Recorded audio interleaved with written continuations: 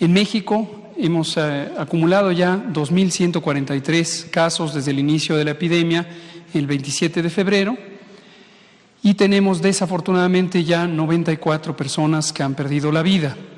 Estas personas, como lo veremos en las siguientes diapositivas, continúan siendo personas que tienen características, ya sea por la edad o por alguna enfermedad, que les hacen más susceptibles a complicarse. En términos de la distribución geográfica, seguimos teniendo el predominio en las zonas metropolitanas, en particular la del Valle de México, donde confluye la Ciudad de México y la zona conurbada en el Estado de México y la región metropolitana de Guadalajara. La siguiente. Aquí se ve la distribución. La Ciudad de México sigue y muy probablemente seguirá siendo la zona donde existe la mayor cantidad de casos. Esto tiene que ver con la cantidad de población, como hemos dicho. En la zona metropolitana del Valle de México está casi una cuarta parte de la población del país. La siguiente, cuando lo vemos con respecto a el tamaño de la población, es decir, los casos por cada 100,000 habitantes, que es la tasa de incidencia acumulada, vemos que la Ciudad de México tiene un claro predominio con 6.21 casos de enfermedad COVID por cada 100,000 habitantes. La siguiente. La distribución de edad es la esperada, donde tenemos un predominio de las personas adultas mayores, y ayer comentábamos sobre este contraste respecto a la región europea, en donde en la región europea claramente las personas adultas jóvenes tienen una frecuencia baja en los casos que se complican. En cambio, en México encontramos personas que se complican teniendo edades menos avanzadas, menos de 60 años. La siguiente, por favor.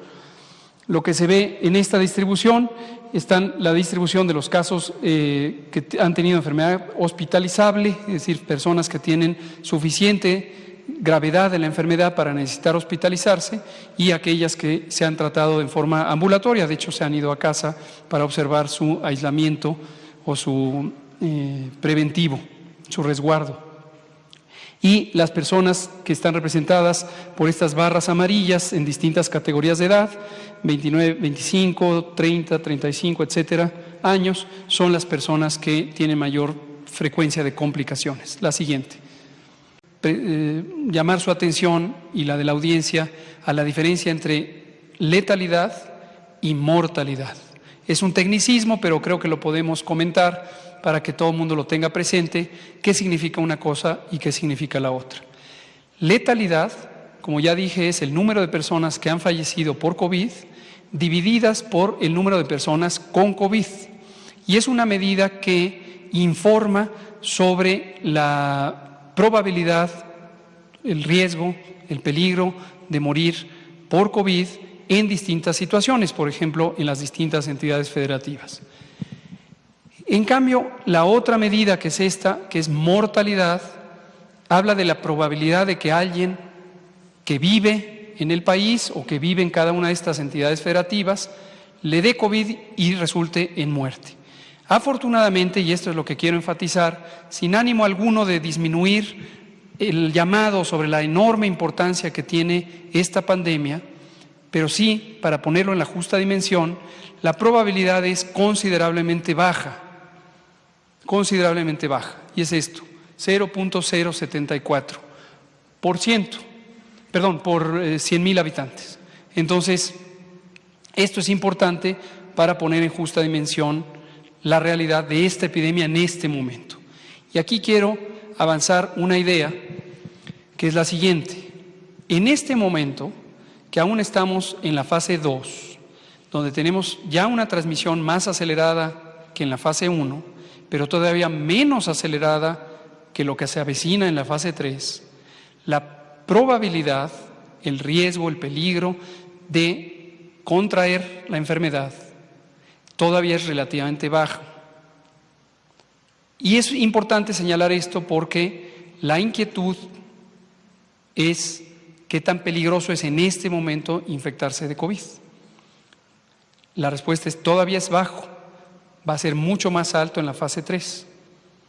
Y una inquietud que algunas personas nos han expresado es, entonces, ¿por qué en este momento tomamos estas medidas de cerrar los espacios públicos, cerrar los trabajos, cerrar las escuelas.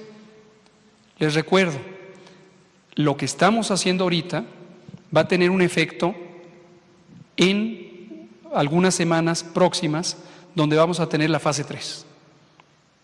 Entonces, a veces la expectativa de las personas es, yo hago algo hoy para tener un resultado hoy. No es el caso con esta enfermedad. En este caso es, hoy tengo que actuar, y por eso decidimos desde el 23 de marzo iniciar la Jornada Nacional de Sana Distancia, que dura hasta el 30 de abril, porque lo que hagamos hoy, quedándonos en nuestra casa, saliendo lo mínimo indispensable, lo vamos a ver como resultados positivos en la fase 3, que viene en un par de semanas, aproximadamente. ¿Sí? Aproximadamente 2 o 3 semanas. Entonces, ahorita tenemos que mantener mucha disciplina, porque todavía no viene la fase más intensa de la enfermedad. Entonces, quedarnos hoy en la casa tiene el propósito de que mañana, cuando venga, bueno, no exactamente mañana, en 2 o 3 semanas, cuando tengamos una fase más intensa de transmisión, que va a ser la fase 3, tengamos menos contagios, tengamos menos personas enfermas, tengamos menos personas graves y que les podamos atender a todas. ¿Sí? La siguiente, por favor. Aquí está lo que decía, la lista de enfermedades o situaciones de salud que están relacionadas con los desenlaces fatales, con las muertes. Las personas que desafortunadamente perdieron la vida tenían una o más de estas situaciones: hipertensión, diabetes, obesidad, enfermedad pulmonar, enfermedad renal, etc. Mujeres embarazadas también. No, afortunadamente no hemos tenido casos graves de mujeres embarazadas, pero afortunadamente ninguna mujer embarazada ha perdido la vida. Esperamos que esto no ocurra, aunque puede ocurrir. Y por eso es muy importante que las personas, las mujeres que están embarazadas, tengan también especial cuidado con todas las medidas preventivas, quedándose en casa en primer lugar, y en segundo lugar, el lavado de manos, guardar la sana distancia, etc. La siguiente. Este índice que lo presentamos hace algunos pocos días es el índice de positividad.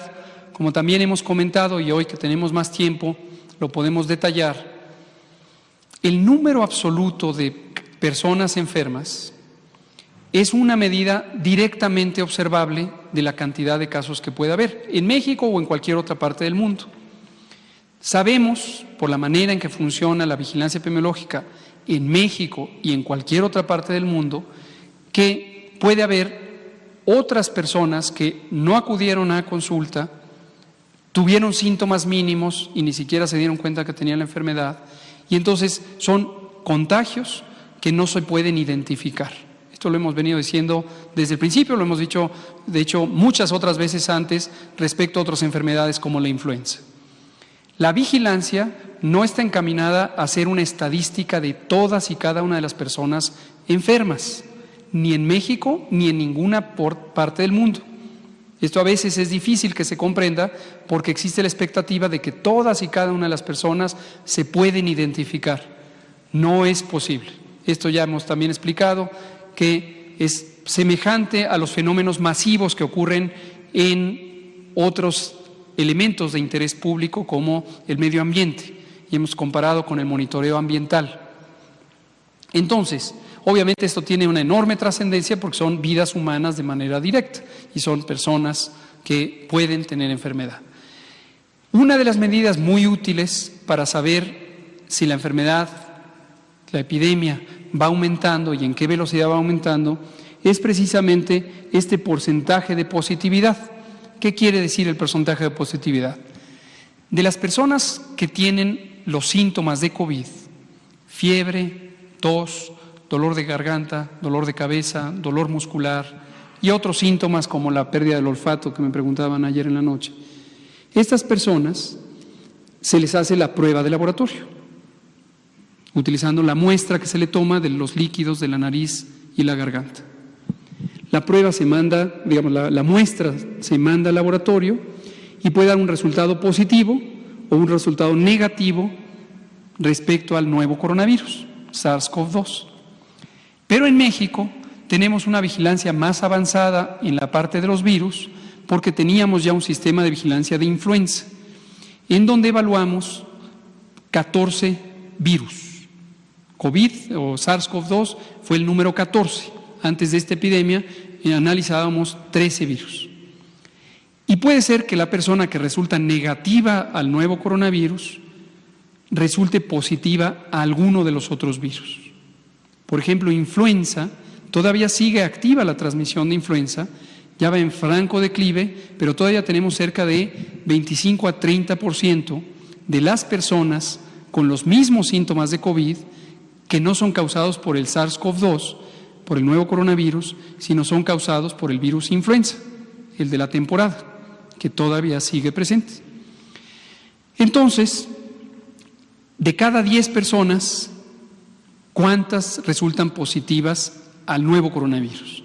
En este momento es alrededor del 20%, es decir, casi 2 de cada 10 personas con los síntomas de COVID, resulta que la causa de esos síntomas es una infección por el nuevo coronavirus. Y como dije, hasta 30% es por el virus influenza.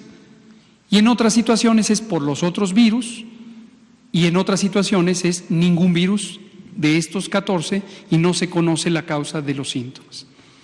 Entonces, este porcentaje de positividad lo vamos a estar presentando, quizá no diario porque no varía tanto de día a día, pero periódicamente, y van a ver ustedes que va a aumentar el porcentaje, la proporción de personas que tengan infección por el nuevo coronavirus entre aquellas que tienen los síntomas característicos de COVID. Es la curva epidémica acumulada.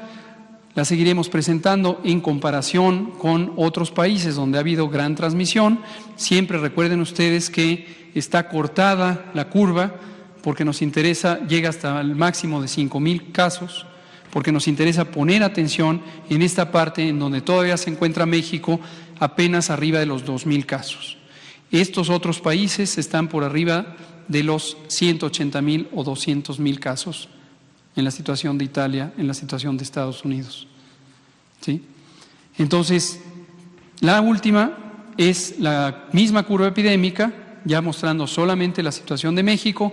En la curva roja se ve la velocidad de crecimiento con el número de casos de cada día que se van sumando y sumando. Esta curva también tiene una utilidad importante para ver cómo ha progresado la enfermedad, pero tiene límite porque no identifica los que ya se recuperaron. Conforme haya más casos que se recuperen, los informaremos. Ahorita no tiene caso porque es un número todavía muy pequeñito, pero conforme es apenas unos 40 o 50 casos, pero conforme se vayan acumulando casos recuperados, vamos a poder identificar en la gráfica cómo se van recuperando algunos, otros permanecen enfermos, otros aparecen enfermos. ¿Sí? Y en las barras en naranja se puede ver la curva epidémica, que son literalmente los casos que se van presentando cada día de esta enfermedad. Es la última.